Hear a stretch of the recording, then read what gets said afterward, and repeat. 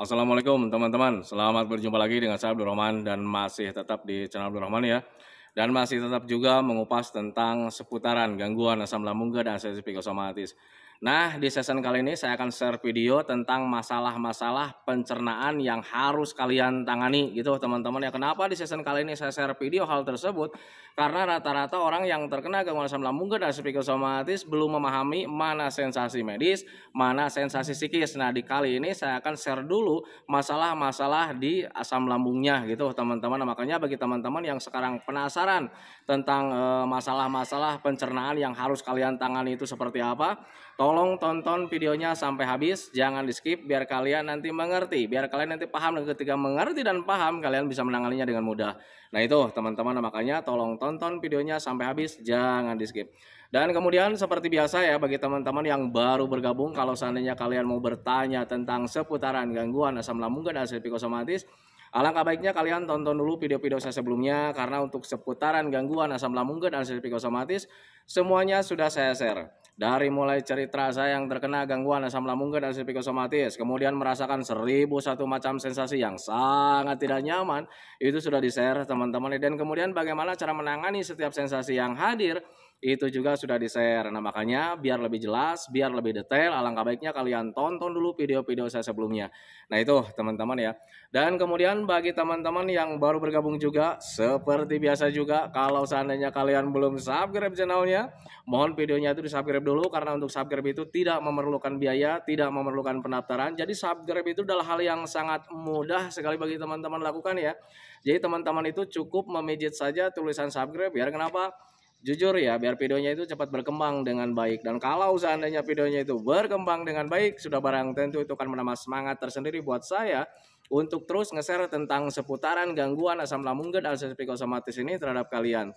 Kemudian yang lebih penting dan yang lebih utamanya, tekan juga tombol lonceng sama tombol like-nya ya, biar kalian itu dapat notifikasi atau pemberitahuan video saya yang terbaru. Karena saya itu akan terus nge-share tentang seputaran gangguan asam lambung dan sensitif psikosomatis ini terhadap kalian, dengan tujuan semoga saja videonya itu menjadi wasilah atau jalan keluar bagi kalian yang sedang mengalami gangguan asam lambung dan sensitif psikosomatis hingga membaik ya, apalagi sampai sembuh total. Amin ya robbal alamin. Ya, minimal hanya memberikan motivasi saja, atau lebih minimalnya lagi hanya sekedar menemani kalian yang sekarang sedang merasakan tidak nyamannya dari gangguan asam lambung dan sensitif psikosomatis. Nah itu teman-teman ya. Nah, kembali lagi ke topik utama teman-teman ya. Orang-orang yang terkena gangguan asam lambung dan sensitif psikosomatis banyak sekali mengalami sensasi yang sangat tidak nyaman di bagian pencernaan teman-teman ya, entah itu di bagian lambung atau di bagian perutnya. Nah itu teman-teman, makanya di season kali ini saya akan share video-video tentang seputaran sensasi-sensasi atau gangguan-gangguan atau masalah-masalah pencernaan kalian teman-teman, sesuai pengalaman saya. Nah itu teman-teman ya. Nah, masalah-masalah pencernaan yang harus kalian tangani itu sebetulnya cuma di bagian usus, kemudian di bagian lambungnya teman-teman. Nah, makanya di season kali ini saya akan yang pertama itu di bagian perut dulu teman-teman ya. Jadi bagian perut itu di bagian ususnya, bukan di bagian lambung. Lambung itu bagian atasnya teman-teman, kemudian di bawahnya baru itu bagian usus. Nah, tetapi kadang orang yang terkena gangguan asam lambung dan sensitif psikosomatis kadang suka bingung. Jadi dia menceritakan hanya seputaran perut. Nah, itu perut itu bagian lambung atau bagian ususnya. Nah, itu teman-teman itu yang membingungkan. Nah, makanya saya share kali ini di bagian perut dulu, nanti bagian lambungnya belakangan gitu teman-teman ya. Nah, biasanya untuk orang-orang yang terkena gangguan asam lambung dan sensitif psikosomatis selalu mengalami perut terasa panas. Nah, gitu teman-teman, itu perut terasa panas biasanya itu dari panas dalam, teman-teman. Nah, panas dalam itu dari mana? Efek ketika asam lambung tidak normal. Jadi ketika asam lambung tidak normal di bagian lambungnya, kemudian makannya ketika kita mengkonsumsi makanan tersebut dicerna di bagian lambung, kemudian dibawa ke bagian usus. Nah, di dalam usus itu tetap masih bermasalah gitu teman-teman ya, sehingga bisa menimbulkan panas dalam. Nah, ketika panas dalam itu nanti ujung-ujungnya kita mencret. Nah, itu teman-teman, itu pengalaman saya dulu saat terkena gangguan asam lambung dan sensitif psikosomatis. Nah, sekarang sedang mengalami panas dalam, gimana caranya? tangani saja panas dalamnya teman-teman dengan cara seperti apa? Menjaga jenis makanannya. Jangan sampai kalian itu mengkonsumsi makanan-makanan yang bisa memicu panas dalam. Kemudian perbanyak minumnya, minimal 8 gelas dalam sehari, jangan sampai kurang. Kalau seandainya kalian konsisten ke arah sana, teman-teman, nanti itu panas dalamnya nggak ada. Dan kemudian bantu juga dengan sering mengkonsumsi makanan-makanan yang bisa menurunkan panas dalam. Untuk saya pribadi dulu yang cocoknya itu rebusan labu siam, teman-teman ya, kemudian cincau, kemudian pepaya. Nah itu teman-teman ya, kalau seandainya rajin, alhamdulillah dulu juga cara tersebut itu cukup membantu buat saya pribadi. Nah itu teman-teman ya, semoga saja cara tersebut juga bisa membantu kalian. Nah kemudian yang kedua masih di area perut ya. Itu perut terasa melilit teman-teman ya, kadang orang yang terkena gangguan asam lambung kan otomatis perutnya suka sakit, rasanya itu melilit gitu teman-teman ya. Nah itu pengalaman saya itu cuman pergerakan gas atau pergerakan BAB teman-teman ya yang ada di dalam usus. Nah jadi usus kita itu bekerjanya itu kayak macam cacing teman-teman, jadi menarik makanan dari atas ke bawah itu kayak macam cacing ditarik seperti itu teman-teman ya. Nah cuman proses tersebut itu kadang membuat kita sakit teman-teman. Nah makanya suka ada diagnosa dari dokter itu adalah dispepsia fungsional. Jadi kurang berfungsi dengan baik teman-teman. Alhasil kalau seandainya kurang berfungsi dengan baik ususnya itu terasa sakit seperti melilit teman-teman. Jadi sakit lah. Nah itu teman-teman. Sekarang bagaimana cara menanganinya ketika itu terjadi? Untuk saya pribadi teman-teman sederhana sebetulnya ya, cuman dikompres pakai air pakai botol yang diisi air hangat atau air panas teman-teman. Cuman ketika kalian mengompres tersebut, kalau misalnya kalian isi nih botolnya dengan air panas teman-teman, kemudian yang sakit melilitnya itu sebelah kanan, misal taruh aja di sebelah kanan. Ketika dikompres kurangi pergerakan teman-teman, dan itu cukup membantu buat saya teman-teman ya. Nah makanya bagi teman-teman yang sekarang sedang mengalami perutnya itu terasa melilit, kalian lakukan saja itu teman-teman ya, nanti juga hilang dengan sendirinya. Tetapi catatan ketika dikompres kalian kurangi pergerakan. Ketika dikompres dah diam aja seperti itu teman-teman, jangan kalian jalan-jalan gitu, terasa tambah sakit teman-teman ya. Itu pengalaman saya dulu saat terkena gangguan asam, ketika kita kompres kemudian banyak gerak-gerak. Nah itu teman-teman, makanya usahakan ketika dikompres usahakan hindari kurang gerak-gerak. Nah itu teman-teman ya. Kemudian selanjutnya perut terasa tertekan. Nah untuk saya pribadi dulu juga sama teman-teman ya, saya mengalami hal seperti itu. Jadi perutnya itu kayak macam keras, kalau ditekan itu kayak macam keras gitu teman-teman ya. Kemudian mempunyai mengganjal, terasa tertekan teman-teman ya. Itu sebetulnya dari kandungan gas yang masih berlebih teman-teman ya, entah itu di usus halus atau di usus besar teman-teman. Tetapi untuk saya pribadi dulu sepertinya di usus besar gitu teman-teman. Jadi usus besar itu kayak macam letter itu ya, melingkar kayak macam begitu teman-teman. Kalau seandainya gumpalan gasnya atau gumpalan BAB-nya itu ada di sebelah kanan, di usus besar di sebelah kanan, itu pasti yang terasa sakitnya itu sebelah kanan. Tetapi berbeda ketika misalkan gasnya atau gumpalan BAB-nya itu ada di usus sebelah kiri, pasti yang terasa sakitnya itu sebelah kiri. Nah itu teman-teman, itu pengalaman saya dulu saat terkena gangguan asam lambung dan psikosomatis. Nah sekarang bagaimana nih solusinya agar kita itu ya cepat terhindar, karena ketika merasakan hal tersebut itu sangat menyiksa sekali teman-teman ya. Kembali lagi untuk saya pribadi dulu cuman sering dikompres sebetulnya teman-teman, dan kalau seandainya kita sering kompres nanti ujung-ujungnya kita BAB-nya lancar gitu teman-teman. Kemudian yang keduanya nanti juga suka kentut. Itu yang saya alami dulu saat terkena gangguan asam lambung dan psikosomatis. Nah makanya bagi teman-teman nih yang sedang mengalami hal tersebut, coba saja dikompres teman-teman ya, sering atau misalkan rajin melakukan hal tersebut, nanti juga membaik dengan sendirinya. Nah kemudian selanjutnya masih di area perut juga teman-teman ya, itu perut terasa tidak nyaman, kayak macam apa ya, begah, kembung gitu teman-teman, kayak macam kita itu mau BAB tetapi kadang ketika masuk WC itu ya nggak BAB juga, jadi nggak enak lah bagian perutnya teman-teman ya. Nah itu sebetulnya trik dari saya dulu ketika mempunyai hal seperti itu, saya sering berjemur teman-teman ya, karena itu masih banyak gasnya. Sepengalaman saya memang seperti itu teman-teman ya, karena bisa dari efek stres atau terlalu banyak pikiran teman-teman ya.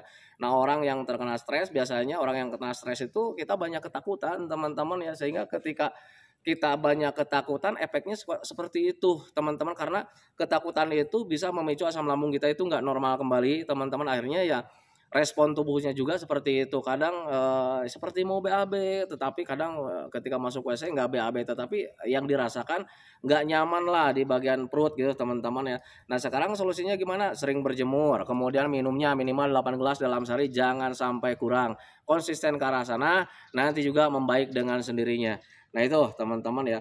Nah kemudian selanjutnya perut terasa kedutan teman-teman ya, seperti ada yang jalan-jalan. Kalau diceritakan sebetulnya aneh sebetulnya teman-teman ya, tetapi itulah keadaan kita orang-orang yang terkena gangguan asam lambung dan psikosomatis. Kalau seandainya kita ceritakan sama orang lain, kenapa nih perutnya kok ada yang jalan-jalan seperti itu, paling juga nanti kita dicemoohkan teman-teman. Tetapi itulah yang terjadi teman-teman ya, sepengalaman saya dulu seperti itu kedutan kayak macam ada yang jalan-jalan di bagian perut. Nah kenapa bisa seperti itu? Itu sebetulnya bentuk respon tubuh saja, bentuk respon otot kita kalau seandainya kita stres, terlalu banyak pikiran ke hal-hal yang negatif teman-teman ya. Tubuh kita itu tidak bicara teman-teman ya, hanya bisa merespon dengan sendirinya. Kita stres, yang dialami nanti tubuh merespon dengan sendirinya seperti dengan kedutan gitu teman-teman. Kadang seperti apa ya, nyut-nyutan seperti itu teman-teman ya. Dan sebetulnya untuk efek stres itu respon tubuhnya itu bukan di kedutan saja teman-teman, bisa juga di kesemutan. Nah itu teman-teman, makanya pahami saja ke sana. Nah sekarang solusinya gimana ya? Kalau seandainya itu dari stres, usahakan hindari stres, kemudian banyak berjemur, sering olahraga juga gitu teman-teman. Dan cara tersebut itu subhanallah ya, sangat membantu buat saya pribadi dulu saat terkena gangguan asam, sehingga ya sensasi-sensasi seperti itu nggak ada atau hilang dengan sendirinya. Nah kemudian selanjutnya saya dulu sering mengalami perut kram gitu teman-teman ya. Itu sebetulnya efek dari otot juga, efek penegangan otot teman-teman ya. Nah biasanya karena memang suhu dingin, nah tetapi Pak saya itu sering berjemur. Nah tetapi kadang orang yang terkena gangguan asam lambung dan psikosomatis itu tidak bisa menghindari stres teman-teman ya. Ketika kita stres terhadap hal-hal yang menakutkan, suhu tubuh kita itu menjadi dingin.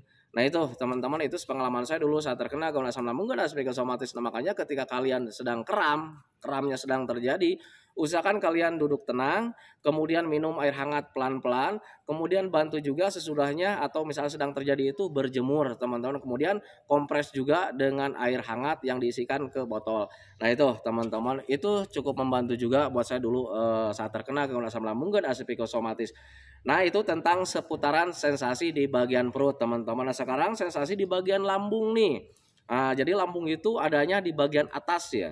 Jadi kalau seandainya kita mengkonsumsi makanan, masuk ke dalam mulut, kemudian tenggorokan, melewati esofagus, baru dia masuk ke bagian lambung. Di lambung itu tugasnya itu makanan yang telah kita konsumsi itu dicerna dengan apa? Dengan asam lambung. Nah itu teman-teman, jadi bukan sama mesin, jadi sama cairan asam lambung yang dihasilkan oleh tubuh kita teman-teman. Yang tetapi kadang asam lambung itu tidak bisa bekerja dengan maksimal teman-teman ya. Bisa saja nilai keasamannya itu bertambah atau kapasitas asam lambungnya itu bertambah. Nah kenapa asam lambung kita itu tidak normal? Penyebabnya biasanya dari makanan yang tidak sehat atau pola pikir kita yang tidak sehat gitu teman-teman ya. Nah kemudian sensasi yang dirasakan kalau seandainya asam lambung kita tidak normal, itu lebih dominan kembung begah teman-teman ya. Jadi bagian atasnya itu suka kembung gitu teman-teman. Makanya orang yang kena asam lambung itu suka kebingungan, wah nih perut gua nih besar nih. Jangan-jangan ada jinnya kan gitu teman-teman ya, padahal itu kelebihan gas yang memang dari asam lambungnya tidak normal gitu teman-teman. Kemudian selain kembung dan begah itu terasa panas juga. Nah ini lebih dominan teman-teman ya, jadi terasa panas lambungnya gitu teman-teman ya. Nah terasa panas itu dikarenakan nilai keasamannya itu sedang bertambah, tambah asam lah asam lambungnya teman-teman, sehingga ketika nanti keasaman asam lambungnya semakin bertambah itu terasa panas. Makanya dokter itu ada istilah apa ya, heartburn gitu teman-teman ya, perut terasa panas atau lambung terasa panas. Nah kemudian ketika asam lambung kita itu tidak normal, selain menyebabkan kembung, begah, kemudian terasa panas, nanti ada sensasi yang hadir teman-teman ya, atau dampak yang hadir atau respon atau efek ketika mempunyai hal seperti itu teman-teman, kayak macam mual. Sering mual lah, tapi kadang ada yang muntah juga, kadang ada yang mual tapi nggak muntah. Nah itu teman-teman, kenapa orang yang terkena gangguan asam lambung dan psikosomatis ketika kembung dan begah itu suka ada sensasi mual gitu teman-teman ya, karena yang namanya sifat gas itu menekan ke segala arah. Nah itu teman-teman, nah, makanya ketika menekan ke segala arah, pengennya keluar tugasnya teman-teman, nah makanya terasanya itu pasti mual. Nah itu teman-teman, itu pengalaman saya dulu saat terkena gangguan asam lambung dan psikosomatis. Kemudian selanjutnya, kalau seandainya asam lambung itu tidak normal, kemudian menghasilkan gas sehingga ada panas dalam juga, itu nanti bisa mempengaruhi ke bagian esofagus. Nah itu teman-teman, makanya esofagus itu untuk orang-orang asam itu terasa mengganjal. Di sini ini terasa mengganjal. Kemudian parah-parahnya nanti misalkan ada bengkak. Nah kalau ada bengkak, misalnya kalau ditekan kayak macam seperti ini nih, itu pasti sakit. Bukan saja ditekan teman-teman, dipegang saja juga tidak nyaman. Nah itu teman-teman, itu karena pengaruh dari panas dalam yang dihasilkan dari asam lambung yang tidak normal. Nah sekarang solusinya gimana? Normalkan asam lambungnya. Nah itu teman-teman. Kemudian kalau seandainya ada panas dalam, nilai keasaman asam lambungnya sedang bertambah, tambah asam lah asam lambungnya teman-teman ya, kemudian ada gas yang berlebih, kemudian menghasilkan dorongan kuat di dalam lambung kita sehingga menekan ke bagian luar, akhirnya asam lambungnya suka terbawa gitu teman-teman. Kadang suka terbawanya itu suka diikuti dengan sendawa, misalnya suka sendawa ada cairan lambung yang terbawa.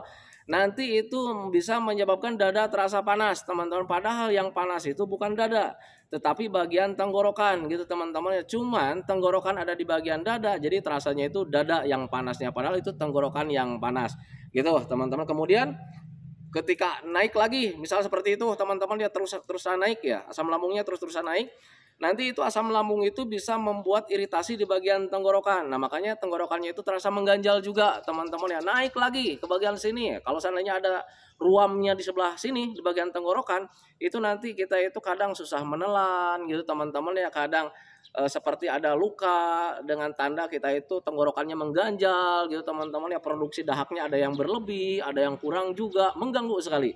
Nah itu teman-teman. Kemudian selebihnya nanti naik lagi misalkan seperti itu karena asam lambungnya semakin parah nih, misal seperti itu teman-teman ya, pengalaman saya dulu gitu teman-teman ya, naik nih ke bagian mulut gitu, akhirnya ya ketika sendawa terbawa, kemudian rasanya seperti asam gitu teman-teman ya, keseringan seperti itu nanti bisa menyebabkan sariawan teman-teman ya, karena yang bisa menahan asam lambung itu ya cuma lambung doang. Kalau seandainya sering naik itu nanti bisa menyebabkan iritasi. Nah makanya kalau seandainya ada iritasi kadang suka berdarah juga teman-teman, luka-luka bagian bibir, kemudian lidahnya juga ada luka.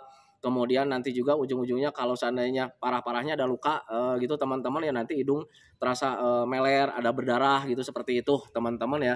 Itu pengalaman saya dulu saat terkena gangguan asam lambung dan psikosomatis. Nah solusinya gimana? Normalkan saja asam lambungnya dengan cara seperti apa? Kembali lagi 3P-nya teman-teman ya, pola makan dijaga, pola hidup dijaga, pola pikir dijaga. Kemudian yang lebih utamanya minum minimal 8 gelas dalam sehari, jangan sampai kurang, karena air minum itu, air mineral itu bisa membantu menetralkan asam lambung kalau seandainya asam lambungnya semakin bertambah keasamannya. Nah itu teman-teman ya, dulu saya berpikir logikanya kalau seandainya ada asam lambung yang semakin asam, kita campur dengan air teman-teman ya, itu nilai keasaman asam lambungnya itu akan berkurang. Nah itu teman-teman, sehingga tidak menimbulkan gas berlebih. Itu pengalaman saya atau sepengetahuan saya dulu saat terkena gangguan asam. Nah itu teman-teman ya. Dan kemudian selanjutnya untuk orang-orang yang terkena gangguan asam lambung, dan sebetulnya bukan di asam lambung saja teman-teman ya, di sakit apapun nanti ketika kita mengalami hal tersebut teman-teman ya, itu nanti ada bentuk respon tubuh yang terjadi teman-teman ya. Apakah itu? Biasanya di napas. Napas terasa pendek, napas terasa tidak nyaman, napas kurang plong. Nah itu teman-teman ya. Nah makanya orang-orang yang terkena gangguan asam itu lebih dominan ketika mempunyai sensasi itu kadang kalau seandainya asam lambungnya tidak normal, kadang ya napasnya itu terasa pendek, terasa tidak plong, terasa berat gitu teman-teman. Padahal itu cuma bentuk respon tubuh saja ketika saat kita terkena gangguan asam lambung. Tetapi bentuk respon tubuh itu kayak napas pendek itu sebetulnya berlakunya itu bukan di asam lambung saja, bisa di gangguan yang lain. Tengok anak kecil yang sedang demam gitu teman-teman ya, tidurnya pasti napasnya agak pendek. Nah seperti itu teman-teman ya, itu padahal paru-parunya bagus misalkan seperti itu teman-teman ya. Nah, tetapi kenapa napasnya pendek, kurang plong, kurang nyaman? Yaitu napas itu sebetulnya cuman bentuk respon tubuh saja ketika kita sedang mengalami tidak nyaman. Ya mau nyaman gimana teman-teman ya, asam lambungnya sedang tidak normal, ada sensasi kayak macam kembung, begah, mencret, panas dalam dan sebagainya. Nah itu teman-teman, nah, makanya pahami saja ke sana. Nah sekarang untuk napas itu bagaimana cara menanganinya? Untuk napas itu karena memang bentuk respon tubuh saja teman-teman ya. Untuk saya pribadi dulu nggak ditanganin teman-teman ya, cuman konsisten saja sama 3P-nya, kemudian diupayakan duduk tenang, rileks teman-teman ya, karena respon tubuh saja itu biasanya bentuk respon ya karena kitanya sering ketakutan, itu yang lebih besarnya sebetulnya teman-teman. Jangankan kita yang sedang sakit lah, orang normal saja kalau seandainya banyak ketakutan pasti napasnya terasa pendek. Nah itu teman-teman, makanya usahakan ketika kalian mengalami hal tersebut, usahakan yang pertama duduk tenang, jangan pernah berpikir yang lain-lain yang menakutkan teman-teman ya. Usahakan tenang biar kalian itu rileks, santai, nanti juga kalian napasnya itu baik-baik saja. Apalagi kalau seandainya asam lambungnya mulai normal, teman-teman ya, tidak ada yang dirasa, ya respon tubuhnya juga nanti akan kembali normal. Nah itu teman-teman, itu pengalaman saya dulu saat terkena gangguan asam lambung dan psikosomatis. Nah, makanya pahami saja ke sana. Nah itu teman-teman ya, masalah-masalah pencernaan yang harus kalian tangani. Kenapa di season kali ini saya share video tersebut, karena memang di video-video yang terdahulu sampai yang sekarang, yang kemarin itu saya banyak baca-baca kolom komentar, ternyata banyak juga yang bertanya masalah pencernaan. Pak, saya sekarang sedang kembung, Pak, sekarang saya sedang mencret, Pak, sekarang saya ini sedang perutnya terasa melilit dan sebagainya. Nah, makanya saya saring video yang dari dulu sampai sekarang itu saya pilah-pilah teman-teman ya. Dan yang sensasi medis banyak, kemudian yang bertanya sensasi psikis banyak juga. Nah, besok saya share video tentang sensasi di bagian psikis. Nah, untuk di kali ini saya share video tentang pencernaan biar kalian itu memahami kemudian tidak ketakutan. Nah, itu teman-teman ya, minimal kalian nanti bisa menanganinya dengan mudah teman-teman. Kayak macam di bagian perut sensasinya seperti apa, di bagian lambung sensasinya seperti apa, kemudian efek atau respon tubuhnya nanti kelanjutannya seperti apa. Nah itu teman-teman ya, saya ulang lagi, di bagian perut biasanya perut terasa panas, nanti ujung-ujungnya mencret teman-teman ya, perut terasa melilit, kompres saja teman-teman ya, itu biasanya karena dispepsia fungsional. Kemudian perut terasa tertekan, itu karena memang ada gasnya teman-teman ya. Kemudian perut terasa tidak nyaman, begah seperti itu ya, itu karena memang kitanya sedang ada panas dalam, ditambah lagi kembung, begah seperti itu teman-teman ya, karena efek stres bisa juga ke arah sana. Sehingga kalau misalkan dikatakan mau BAB, tidak juga dikatakan apa ya, tidak mau BAB ya, karena kitanya mau BAB. Perasaannya seperti itu teman-teman ya. Nah kemudian perut terasa kedutan, jadi kayak macam ada kedutan, seperti ada yang jalan-jalan, seperti ada yang nyut-nyutan juga gitu teman-teman ya. Itu efek stres. Jadi kedutan itu cuman bentuk respon tubuh saja. Kemudian kram perut, hindari suhu dingin, kemudian hindari stres, sering berjemur, sering minum air hangat pelan-pelan. Jangan telat makan juga gitu teman-teman. Kemudian dari lambungnya bagian atas itu biasanya kembung, begah, itu dari hasil dari asam lambung yang tidak normal. Kalian sering minum saja, jaga jenis makanannya, kemudian hindari stres. Nanti ketika kalian mempunyai kembung, begah seperti itu, biasanya suka terikuti dengan mual, kemudian ulu hati terasa tidak nyaman gitu teman-teman ya, karena terganggu dari asam lambung yang tidak normal gitu teman-teman. Kemudian dada terasa panas, tenggorokan terasa mengganjal, kemudian ada sariawan juga. Nah kemudian bentuk respon tubuh saat ketika kita sedang sakit apapun, termasuk dari sakit asam lambung misalnya teman-teman ya, itu ada respon tubuh yang mengganggu kayak macam apa, napas terasa tidak nyaman, terasa pendek, kurang plong dan sebagainya. Nah itu teman-teman, makanya pahami saja ke sana. Nah itu teman-teman ya videonya.